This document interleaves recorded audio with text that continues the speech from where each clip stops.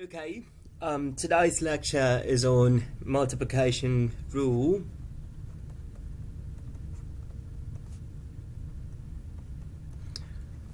Multiplication rule is a rule used in probability theory to find probabilities. When do we have to use multiplication rule? Multiplication rule is used when a compound event is an event that involves more than two simple events. A compound event involves an AND statement. So suppose you have two events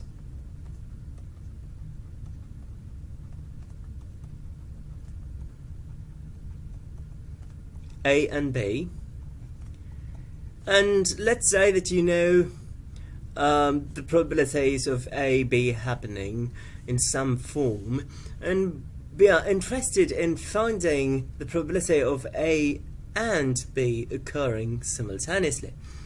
Now, A and B is denoted as A intersect B. The inverted U stands for intersection, so inverted U is intersection. If you watched the video on addition rule, you'd know that we actually found A intersects B for some problems, and multiplication rule is also used to find such intersections in certain cases. So how do we find the probability of A intersects B? Now, if you want to use the rule, you must understand dependence or independence per se. So let's talk about dependence of events or dependent events. So two events are dependent if the probability of one event is affected by the other event.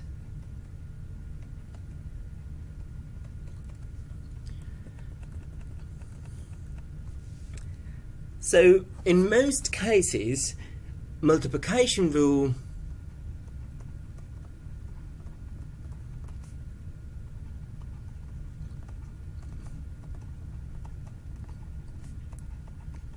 is used in situations where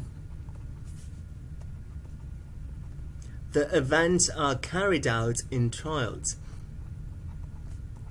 So one has to perform the experiment in trials. When we say in trials, what we mean is in sequence. So let's take the same two events that we have, A and B, and let's say A happens first. In other words, A happens in the first trial, and B follows. And let's say that B is dependent on A.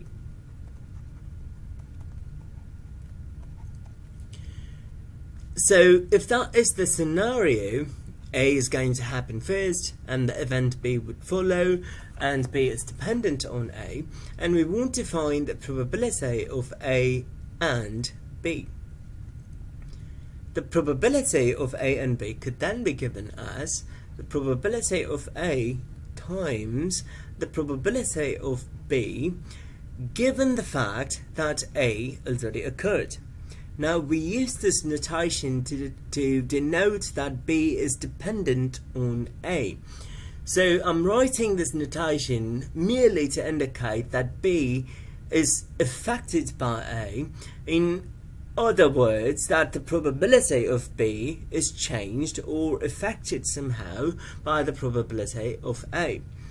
In a similar manner, if B happens first and A follows, and if B occurs first, then B cannot depend on A. Rather, A will depend on B. So in this scenario, probability of A intersects B would be equal to the probability of B, because B occurred first, times the probability of A given B. You can extend this rule to almost any number of events. Suppose I have a sequence of 3 events, A1, A2, A3, and if I want to find the probability of A1 and A2 and A3, then I could write it as the probability of A1 times the probability of A2 given the fact A1 has occurred, times the probability of A3 given the fact A1 and A2 has occurred.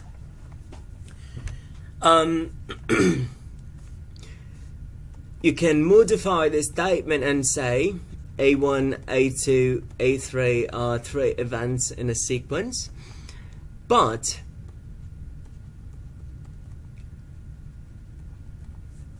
the next event depends only on the previous event.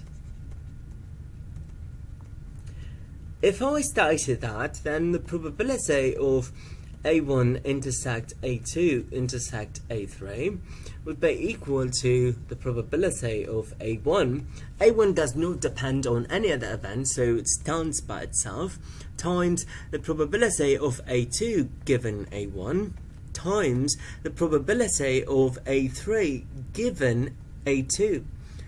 Because of that statement, because the next event depends only on the previous event, A3 depends only on A2, in contrast to the previous case where A3 was dependent on both A1 as well as A2. This is a very nice property. In advanced stats, this is what we call as the Markov Property. But I don't think you'd have to know Markov Property in a basic intro class in statistics or probability. I'm just throwing it out there so that you'd know what that is if you happen to take a probability class in the future. Now, what if 2 events are totally independent? So if events A and B are independent,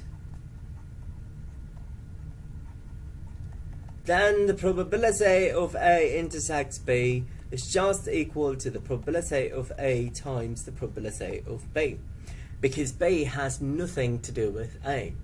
Likewise, if you have a sequence of events, for a sequence of events,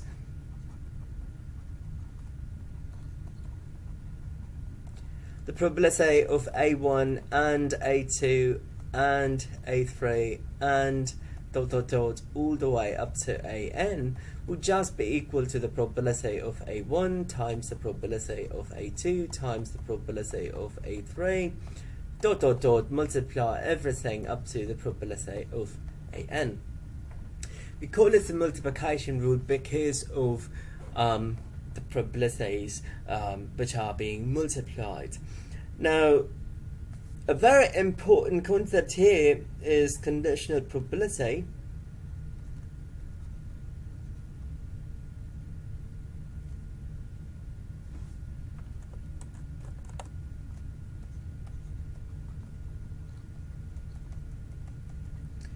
So recall, if B depends on A, then the probability of A intersects B is equal to the probability of A times the probability of B given A. Now this is what we call a conditional probability.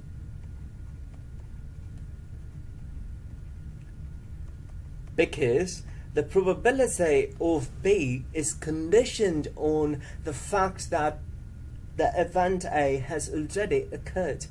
So B is dependent on A. B is conditioned on A, and hence we call probability of B given A as the conditional probability.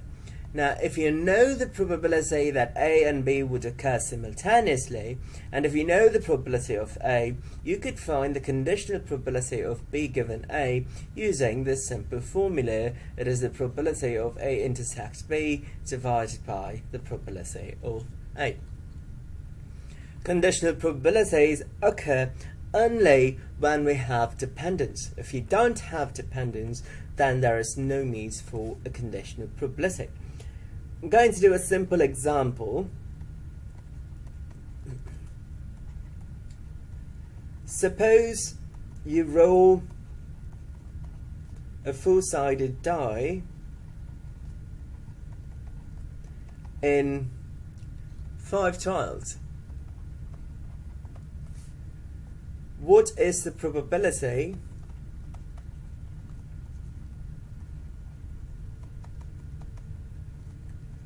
that you get a 2 in all 5 trials?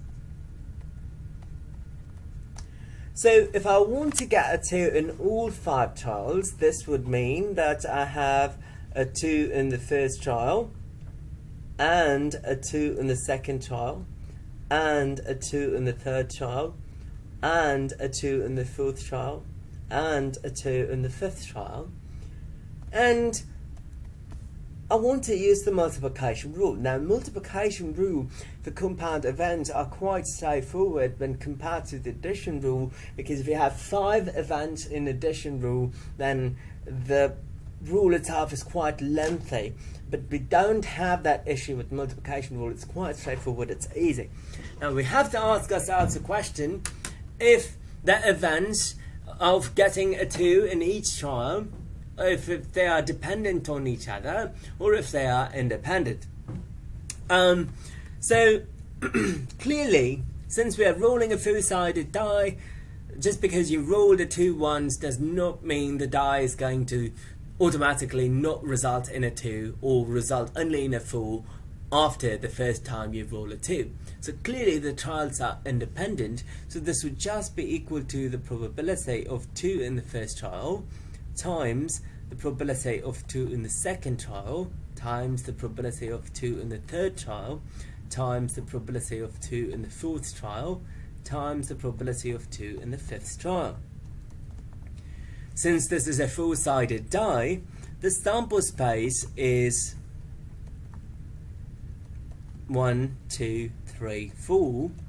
Those are the 4 possible outcomes, and then out of those number of outcomes, how many favour the event 2? Only 1. Therefore, the probability of getting a 2 is 1 in 4.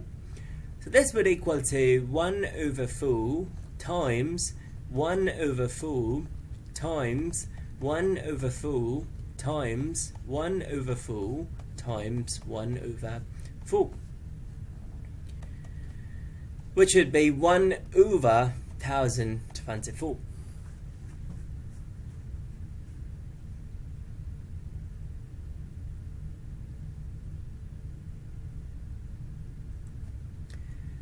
Now this is possible and this is feasible because the trials are independent.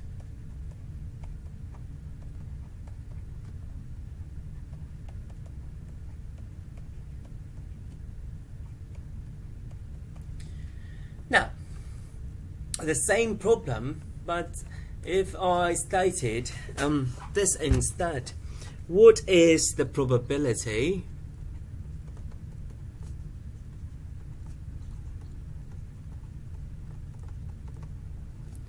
that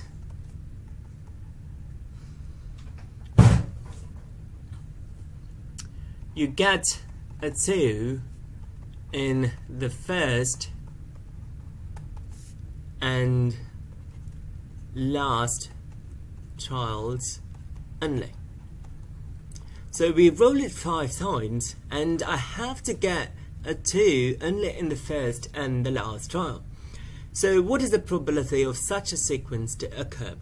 Now we have to say let's define the events A and A complement. If A is getting a 2, A complement is not getting a 2. Not getting a 2 would imply you're getting a number other than 2. So the probability asked in this question can be found by finding this probability, which is probability of A intersect A complement, intersect A complement, intersect A complement, intersect A. This means that in the first trial I get a 2, the second trial I do not get a 2, the third and fourth trials I don't get a 2, and in the last trial I get a 2. And clearly in this case the events are independent, therefore you can just multiply the individual probabilities and write it this way. So probability of getting a 2 is 1/4. But probability of getting a number other than 2, in other words, the probability of A complement, is 1 minus 1/4. Everything that it's not, so it's just 3/4. Now that is just from the complementary rule, where we say if the probability of A is given, and the probability of A complement can be found using the statement. So if you rearrange this, you get probability of A complement is 1 minus probability of A. In our case, probability of A is 1/4, therefore 1 minus 1/4 is 3/4. So you have 3/4 times 3/4 times 3/4 times 1/4. That would give me 27/1024.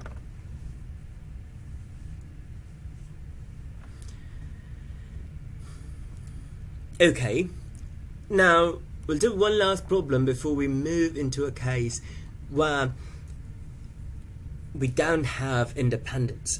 Let's say, what is the probability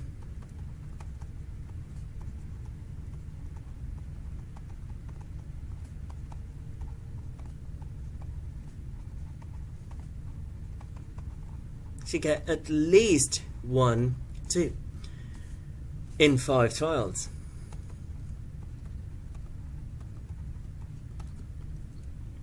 And this is quite cumbersome because let's say probability of at least 1, 2 would mean you get a probability of exactly 1, 2 or exactly 2 2s in 5 trials, or exactly 3 2s in 5 trials, or exactly 4 2s in 1 trial, or exactly 5 2s.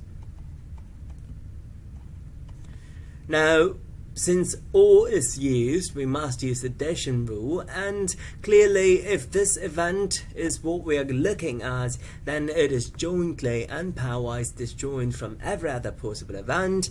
Therefore, all events here are disjoint. If you're getting exactly 1 2, there is no way that you'd also be getting exactly 2 2s at the same time. So only one of these could happen at any given time. Therefore, I can split them up using addition rule for disjoint events and write it as probability of exactly 1 2, exactly 2 2s, exactly 3 2s, exactly 4 2s, and probability of exactly 5 2s. Now, exactly 1 2 would mean I get a 2 in the first trial and I don't get a 2 in the remaining trials. I'm using the A and A complement notation from the previous problem. Plus, exactly 2 2s would mean I'd have 1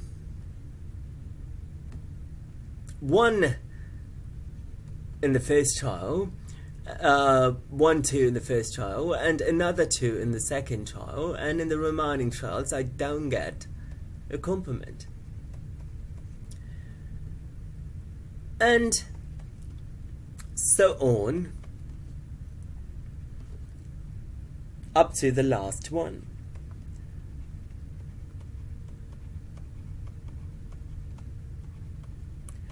Now, although this might seem straightforward, this is an issue because each of them could happen in many number of ways. Now, if you want to know exactly in how many ways, say for instance, the second event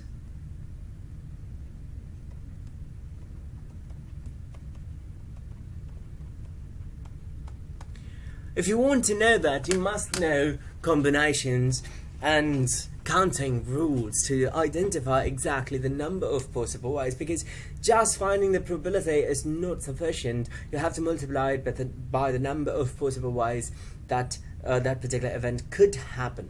So this is the long process, and I am going to probably repeat this example after or when I create a video on combination rule or using combinations. I'll do the multiplication rule problem using combinations, and we will discover the number of possible ways with which each of these events could happen, and you could find an answer using that. But is there an easier way? Now, this is a complicated way, because first you have to use addition rule, then you have to use multiplication rule, then you have to make use of combinations, which I'm not going to talk about in this video, but if you have to do it in real life, that's the third step, and eventually you'd find the answer. Too many aspects to consider just to answer one probability problem. So, is there an alternative approach? The easier approach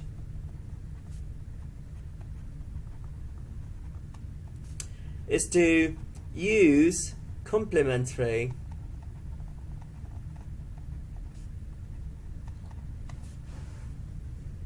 rule. So we just have to find the complement of at least 1, 2. What is the complement of getting at least 1, 2?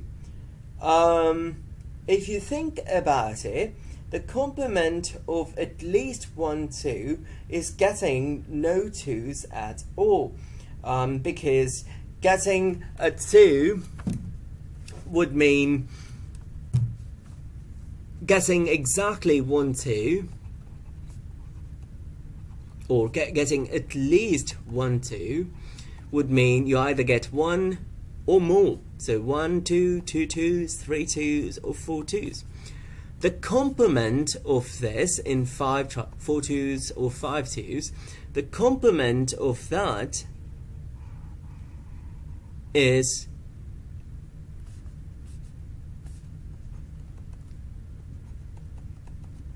no 2's in 5 trials. 0 2's in 5 trials. So because if you roll a die in 5 trials, you may either get no 2's at all, you may get 1 2, 2 2's, 3 2's, 4 2's, or all 5 2's. Now, at least 1 2 would mean 1 or more, therefore the complement of that is strictly 0. Therefore the complement of getting at least 1 2 is getting no 2's in 5 trials. This would mean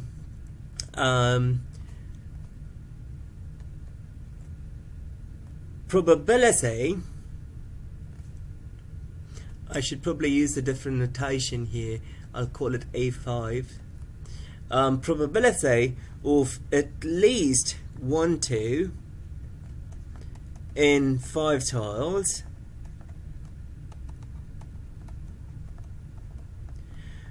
is equal to 1 minus the probability of no 2 in 5 trials.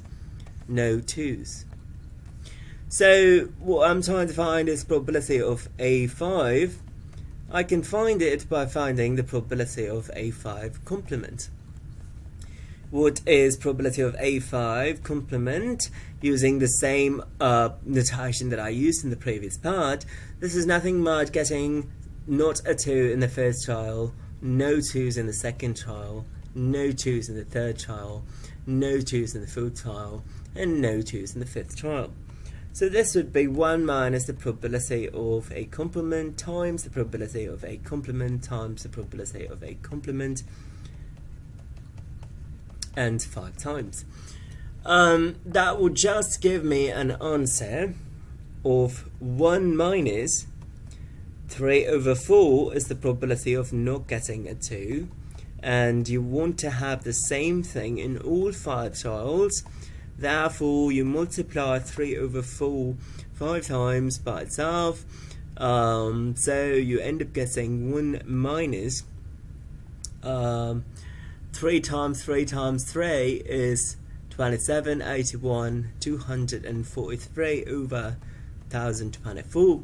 And if you take the LCM of 2, you'd get 1024 minus 243 divided by 1024, which I believe is 861.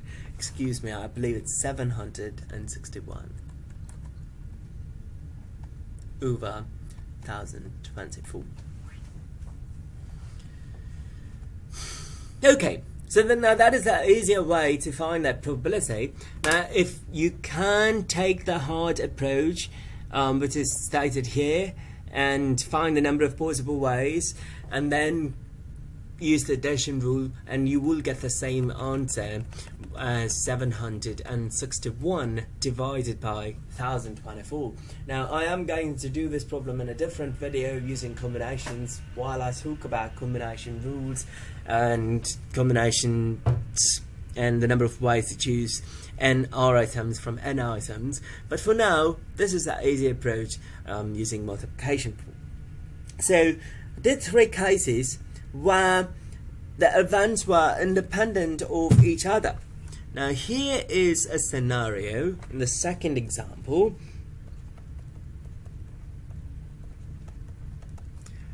Suppose you roll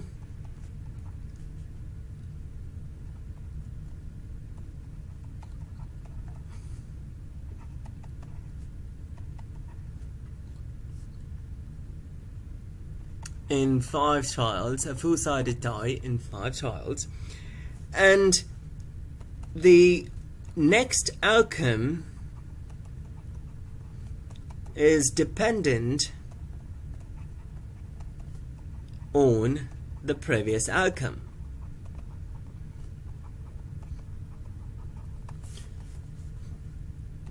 The probabilities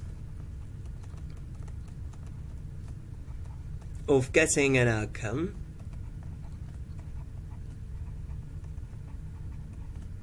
are summarized below.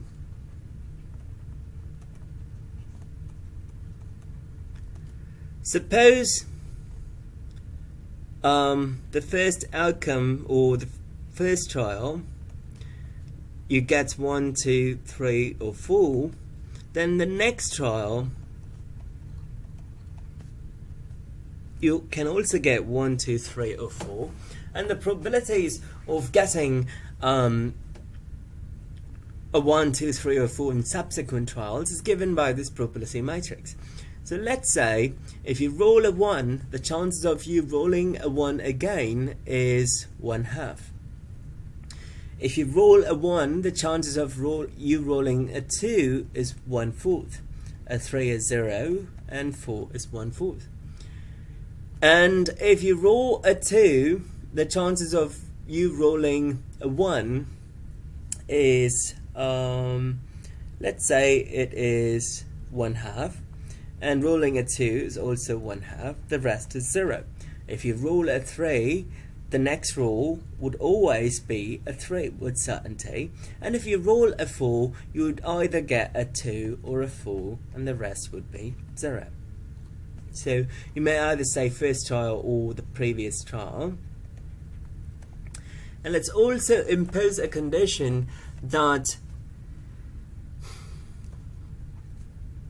the outcome is equally likely the very first time you roll the die. In other words, every outcome has the same chance. So if this is the scenario, what is the probability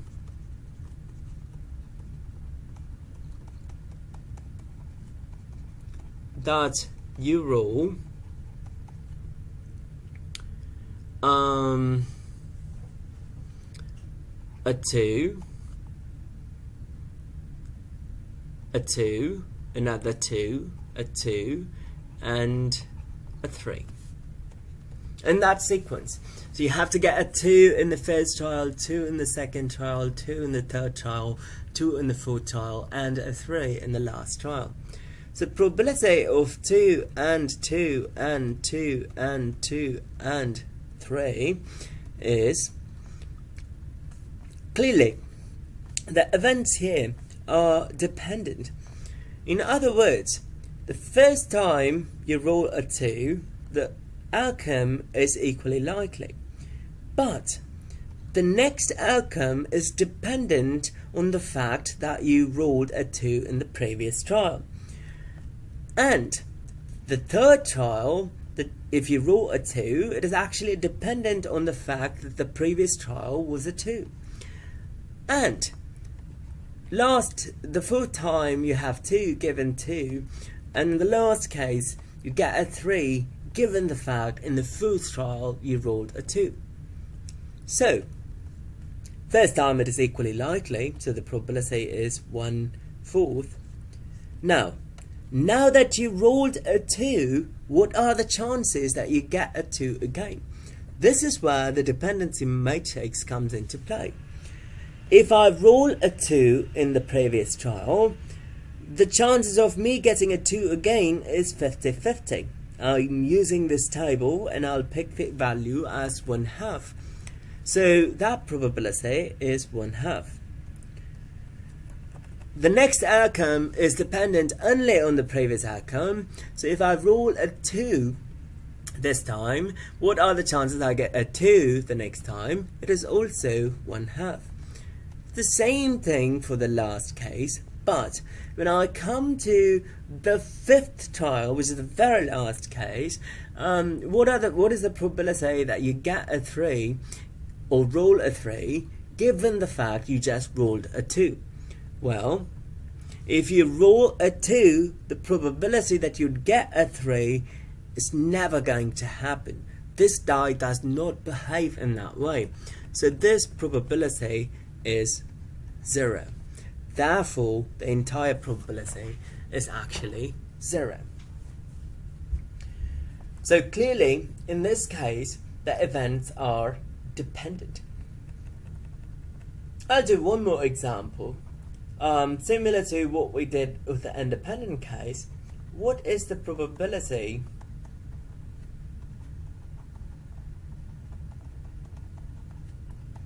that you get a 2, a 2, 2, 2, 2? All 2s.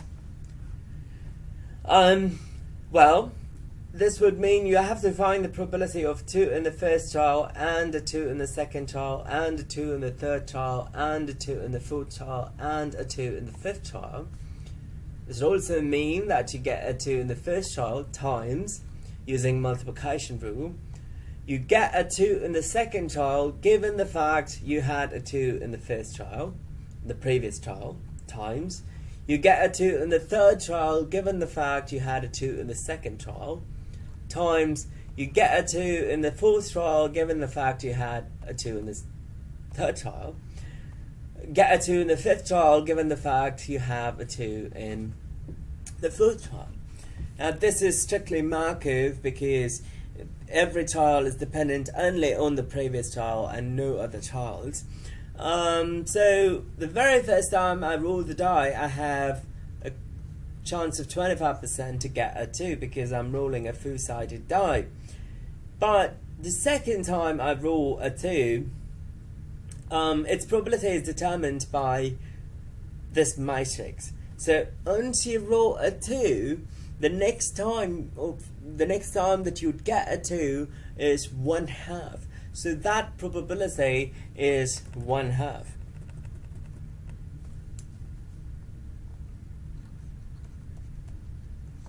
It's the same thing for every other case. So you have 1/2, 1/2, and 1/2. So that would give me 1/4 times 1/16. Therefore, the answer is 1/64. Since this particular die is dealing with a different scenario where every event in every subsequent trial is dependent only on the previous trial, you can clearly see that the probability that I get here is different from the probability that I calculated previously using multiplication rule, where the events were entirely independent of each other. So in the last case, the probability of us getting a 2 in all 5 trials was 1 in 1024.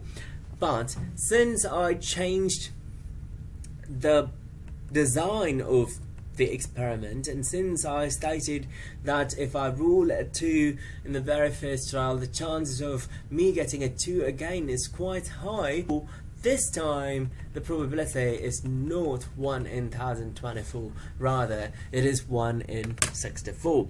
Now in both cases I used multiplication rule, but the only difference is in the latter case the probability events were dependent on previous trials, but in the previous case the probability events, or the events involved in the probability, are independent or were independent of each other. Now the other problems that I did for the independence case can also be done, but I personally believe that it might be quite confusing for an intro class in statistics, so I'm not going to deal with that here, but I highly recommend that you try to understand the steps that I've taken in finding probabilities involving and compound events. I hope you enjoyed the video. Thank you for watching.